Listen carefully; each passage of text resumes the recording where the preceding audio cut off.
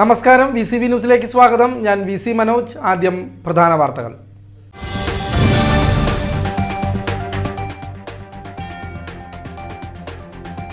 മുള്ളൂർക്കര ആറ്റൂർ മണ്ഡലംകുന്നിൽ വിഷം കഴിച്ച് ആത്മഹത്യയ്ക്ക് ശ്രമിച്ച വയോധിക സഹോദരിമാരിൽ മൂത്ത സഹോദരി ദേവകയും മരണത്തിന് കീഴടങ്ങി.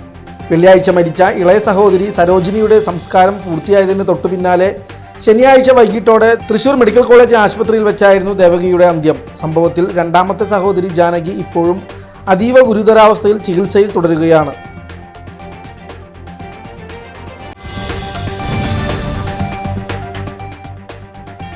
എയ്യാലിൽ പ്രായപൂർത്തിയാകാത്ത ആൺകുട്ടിയെ കുത്തിപ്പരിപ്പേൽപ്പിച്ച സംഭവത്തിൽ ഒരാൾ പിടിയിൽ. എയ്യാൽ അമ്പലത്തിന് സമീപത്തെ ചായക്കടയിൽ ചായ കുടിച്ചുകൊണ്ടിരുന്ന 15 വയസ്സുകാരനായ 2 ആൺകുട്ടികളെ ബൈക്കുകളിലെത്തിയ 6 സംഘം മാരകായുധങ്ങളുമായി ആക്രമിച്ചു. മുൻ വൈരാഗ്യത്തെ തുടർന്നുണ്ടായ അക്രമത്തിൽ പഴുനാന സ്വദേശിയായ ആൺകുട്ടിക്ക് സാരമായി പരിക്കേൽക്കുകയും സംഭവത്തിൽ അക്കിക്കാവ് സ്വദേശിയായ 15-കാരനെ എരുമപ്പെട്ടി പോലീസ് അറസ്റ്റ് ചെയ്യുകയും ചെയ്തു.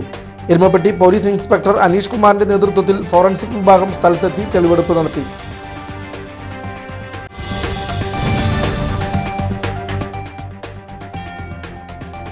തൃശൂർ മെഡിക്കൽ കോളേജ് ക്യാൻസർ ചികിത്സാ വിഭാഗത്തെ മിനി ക്യാൻസർ സെന്ററായി ഉയർത്തുമെന്ന കഴിഞ്ഞ ബജറ്റിലെ പ്രഖ്യാപനം നടപ്പാക്കാത്തതിൽ കോൺഗ്രസ് പ്രതിഷേധം. മറ്റ് ക്യാൻസർ സെന്ററുകൾക്ക് ബജറ്റിൽ തുക അനുവദിച്ചപ്പോൾ തൃശൂരിനെ അവഗണിച്ച LDF സർക്കാരിൻ്റെയും MLAയുടെയും നടപടിയിൽ പ്രതിഷേധിച്ചായിരുന്നു ധർണ.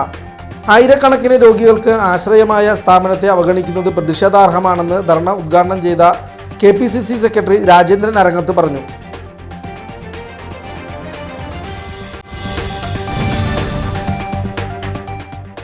ഷൊർണൂർ പൊതുവാൾ ജംഗ്ഷന് സമീപത്തെ വീട്ടുമുറ്റത്തു നിന്ന് ബൈക്ക് മോഷ്ടിച്ച കേസിൽ 2 പേർ ഷൊർണൂർ പോലീസിന്റെ പിടിയിൽ.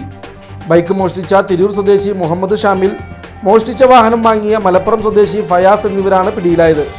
വാഹനം മോഷ്ടിച്ചതാണെന്ന് അറിഞ്ഞുകൊണ്ട് തുച്ഛമായ വിലയ്ക്ക് വാങ്ങി വ്യാജ നമ്പർ പ്ലേറ്റ് പതിപ്പിച്ചു ഉപയോഗിക്കുകയായിരുന്നു ഫയാസ് എന്ന് പോലീസ് അറിയിച്ചു.